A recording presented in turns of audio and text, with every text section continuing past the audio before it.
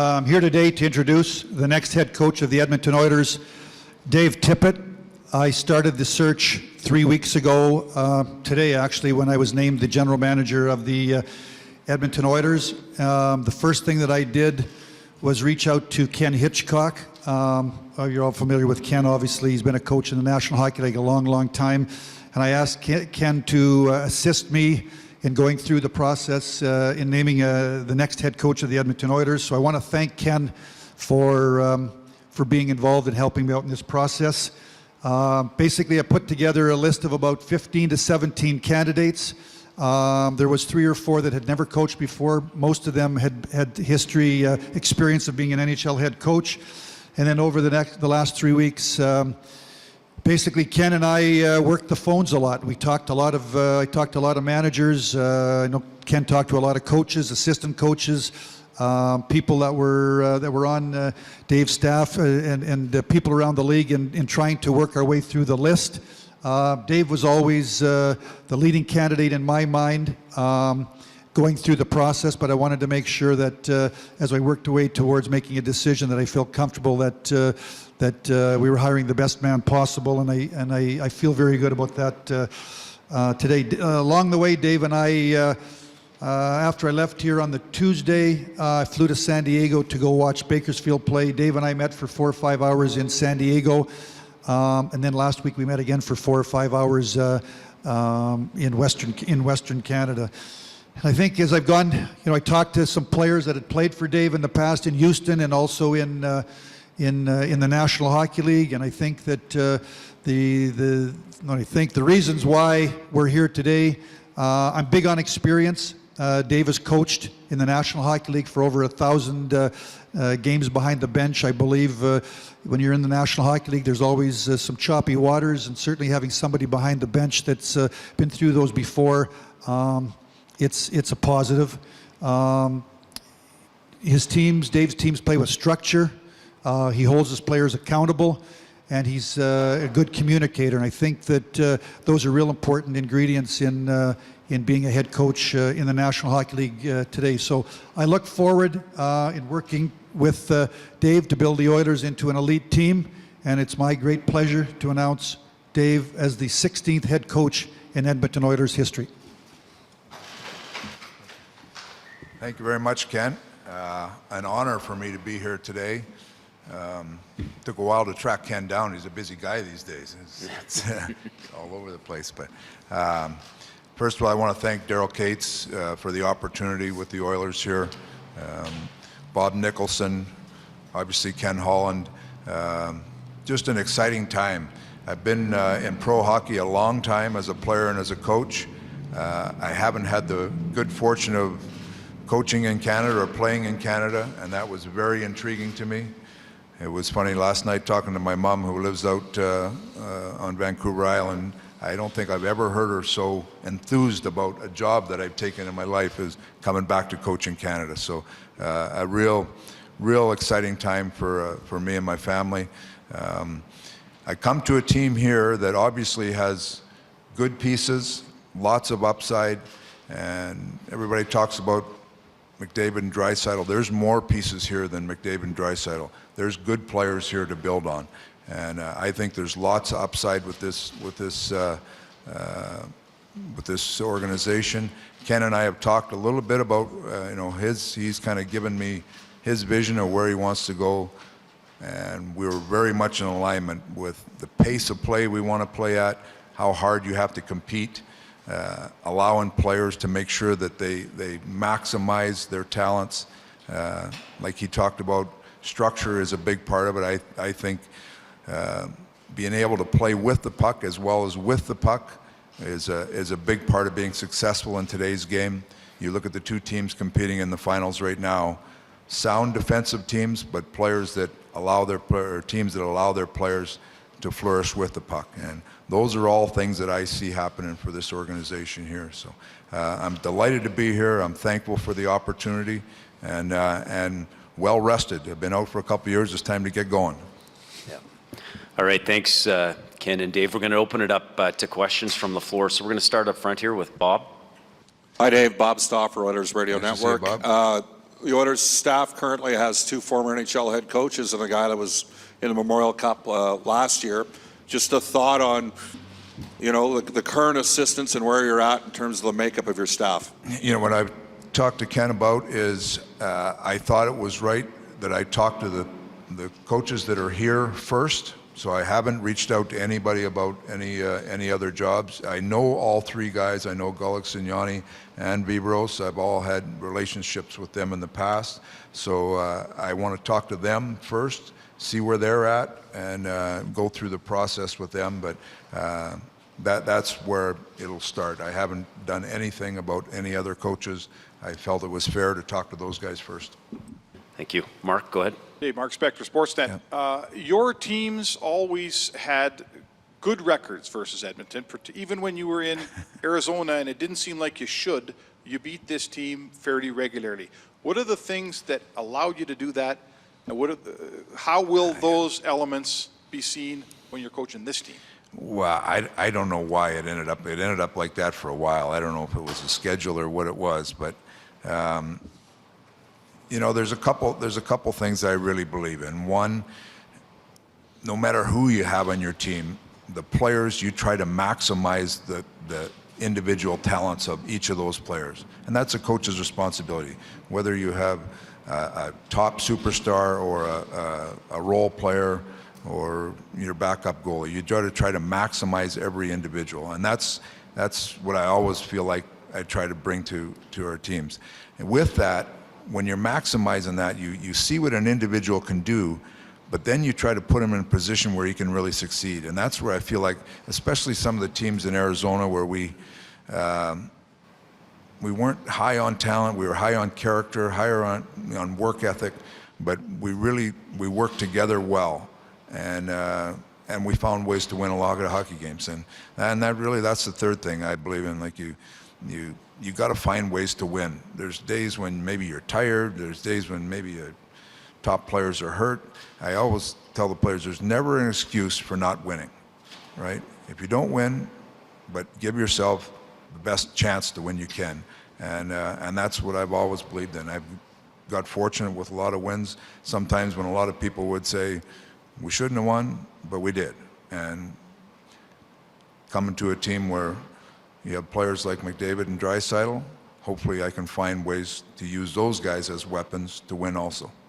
Thanks. Terry? Terry Jones, Edmonton Sun Journal.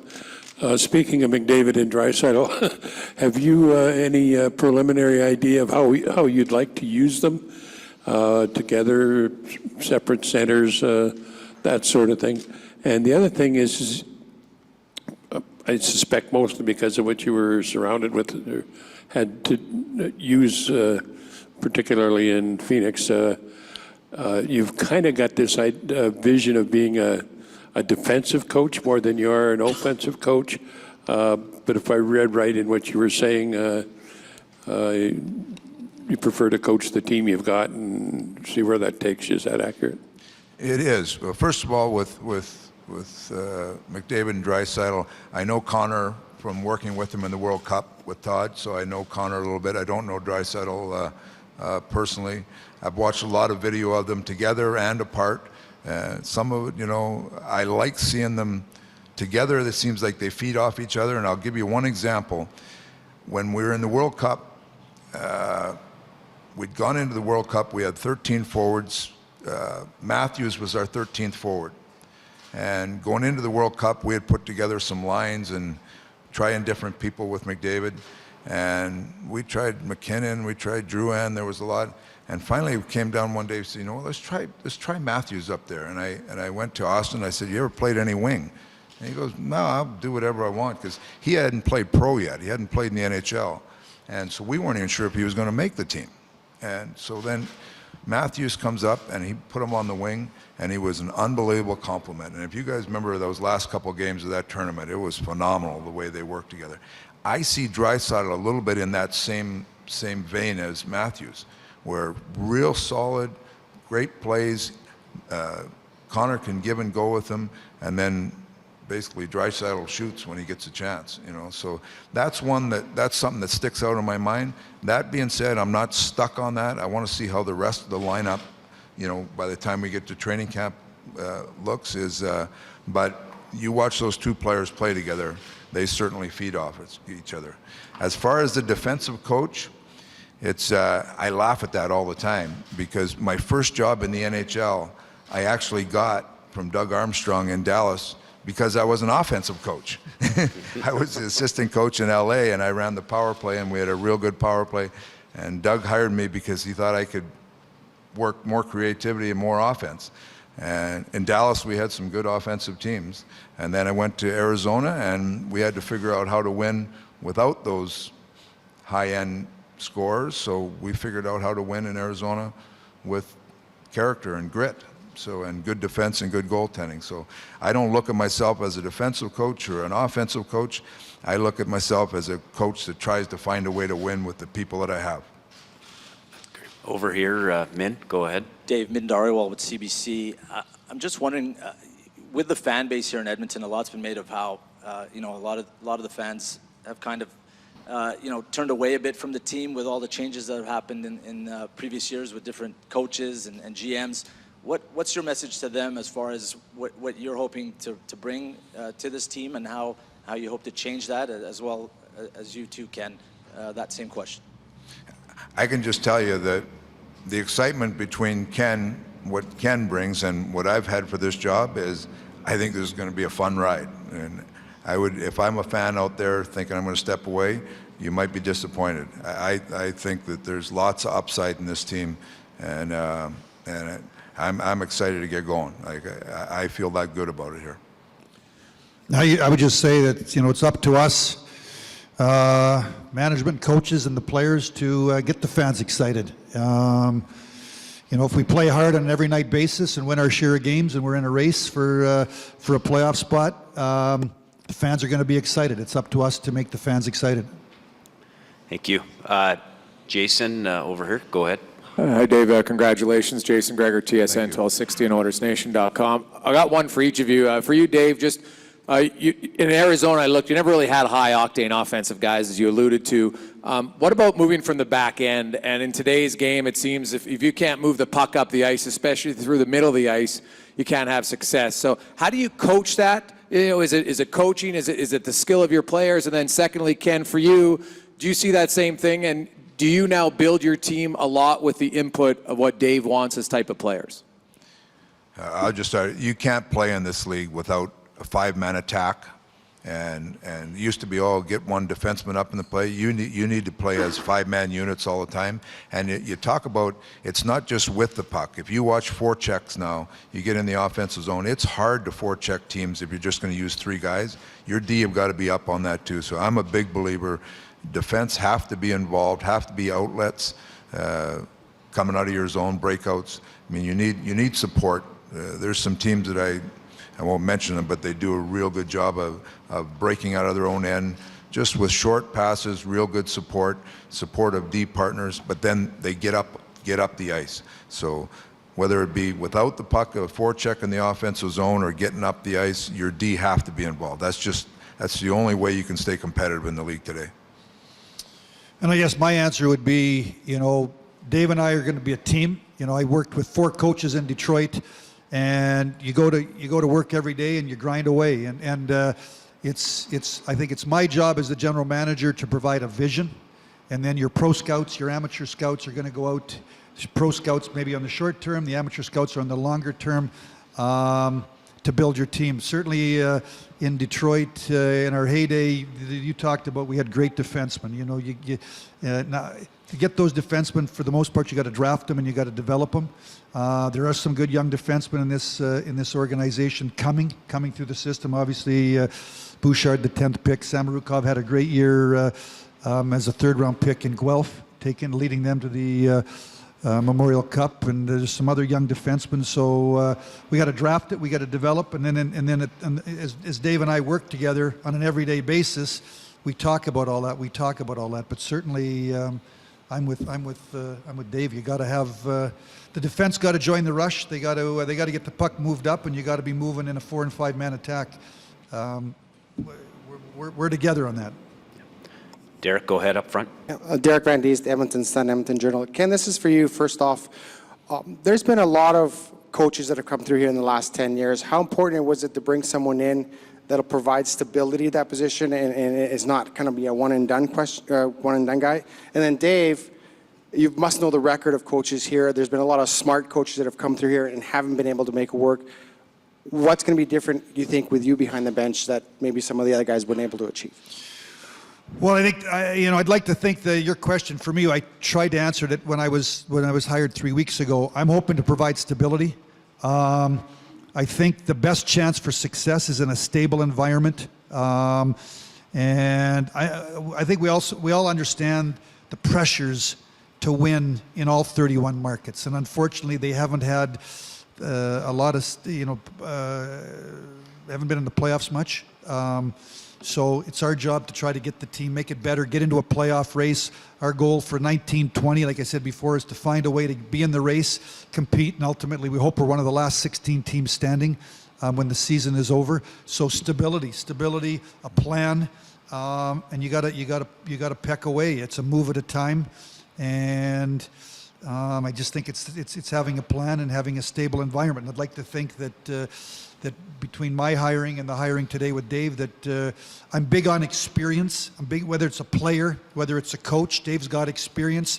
You know, there's always rocky waters, there's choppy waters. You got to be steady on the rudder. And I think that now I hired a guy that had never coached before in the National Hockey League, in Jeff Blashill in Detroit. So I've gone that route too. I've gone both routes. I just thought coming here to Edmonton that it was important ultimately to have somebody that's been behind a bench before and made decisions. And sometimes you make decisions as a young manager and as a young coach, and you'd say, boy, I don't know if I'd ever do that again. We've both done that. We've both made decisions, and we can reflect back on decisions that we've made that have worked out and that haven't worked out. So I thought it was important to have somebody behind the bench that's been through the wars of the National Hockey League, and so stability and experience. Yeah, I would just echo that. I've coached two teams, one for 7 years and the other one for 8 years, and I'm big on stability. I'm big on relationships and communications. A coach should be, I mean, you got to kind of set the plan in place in your dressing room with your players, but ultimately there's a bigger goal that the coaches, trainers, management, it's a team that's trying to win. You're trying to win together. I try to create that atmosphere where everybody is accountable, but they're not accountable to me or to management. They're accountable to winning, to the crest on your jersey. So that stability, that just like Ken says, just steady as she goes. We'll get this going the right way, and I feel very confident that we can do that. Thank you. Dave, Dustin Nielsen with TSN 1260. Ken talked about the steps he went through talking to a bunch of people about you. What about you on the other side of it? I'm sure you just don't sit there. Do you talk with people? Do you do some research into the organization? And what were they saying about this opportunity? Yeah, I've talked to a lot of people, and just it's been an interesting couple of years for me because I took a year off just to kind of catch my breath, and the Seattle thing came up, and it was very intriguing, interesting, but there was a couple opportunities that came up. The timing wasn't right for me to jump at, but this was a unique opportunity. And as I called around, it's a first-class organization. You have passionate fans. I think there's a ton of upside in this group here. With Ken coming along to give it stability, that was a big check mark for me. So there were just a lot of things that came together, and it's funny, like, in the hockey world, this is still looked upon as a great place, and sometimes you get in a certain place and you think, oh, we haven't won in the last few years, but this is still looked upon as a very, very good franchise, and that's the feedback I got. And when Ken reached out, it was, I looked at it hard, and it was a great opportunity, and that's why I'm here. Thanks. Jack, go ahead over here.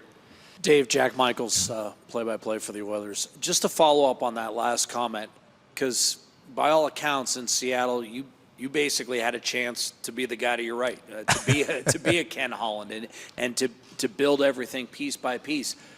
Does it then go back to the old, I'm a coach at heart? Is that part of why you're here? I was never going to Seattle to be a GM, never. I never went to Seattle to be a GM or the coach. I was, funny, I've always been kind of a builder in my life. I built homes. Back when I played for the Hartford Whalers, I had a construction company in the summer that I ran and built, buy, and renovate houses in Connecticut. I've gone into the last 2 lockouts, I decided to build motorcycles. So I went to Seattle as it was intriguing. I got to help with the design of the buildings, the practice rink, all the team spaces in it. Got to help design a hockey operations department.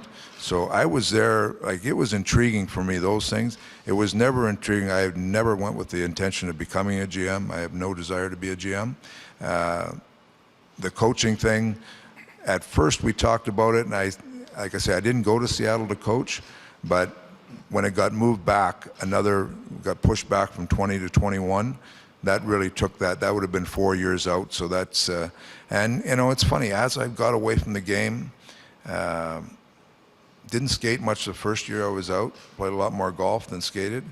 Last year, with the employees at Seattle, started skating a little bit and started to watch the playoffs and the stretch runs here, and you just get that itch back, like you just want to be in the action. So I can't say enough good things about Seattle. That's going to be a phenomenal franchise with ownership, Todd Lewicki's leadership, and the people they've got there. It's going to be a home run franchise.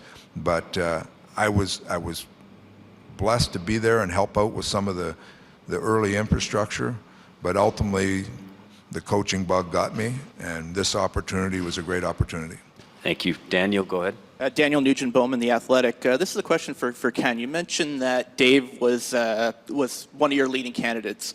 Why was that name so prominent at the start of your search, and were there any reservations with him being out of coaching for a couple of years for him to ultimately take the job? Why was he a leading? You're asking me why was he my leading candidate?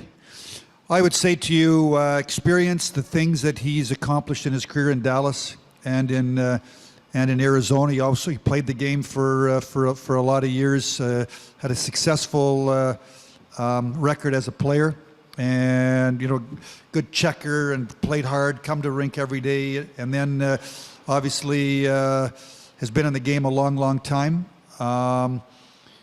Was I worried that he was out of the league for a couple of years? No, I wasn't worried that he was out of the league. I think in talking to Dave, he's obviously followed the league. He's been involved obviously in Seattle for the last years, so he's been talking to people about general manager candidates and putting together a franchise. So he's obviously followed the game. He's had a chance to get his batteries recharged, and I know he's excited to be back in the saddle. So I think. For me, he was a leading candidate because of his experience, because of what he's accomplished.